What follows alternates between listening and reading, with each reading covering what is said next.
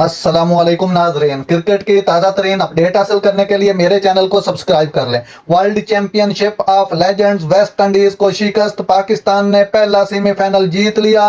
World championship of legends में पाकिस्तान ने West Indies को 19 रन से शिकस्त दे दी। पाकिस्तान ने वेस्ट इंडीज को जीत के लिए 199 रन का हदफ दिया था।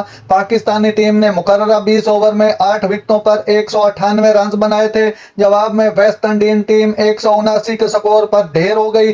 पाकिस्तान की जानिब से यूनिस खान ने 65, कामरान अकमल ने 46, आमिर यामीन ने 49 और सोहेल तनवीर ने 33 रन बनाए। वेस्ट इंडीज के फेडरल एडवर्ड ने 3, सुलेमान बेन ने 2, जेरोम टेलर और डिवाइन समेत ने एक एक विकेट हासिल की।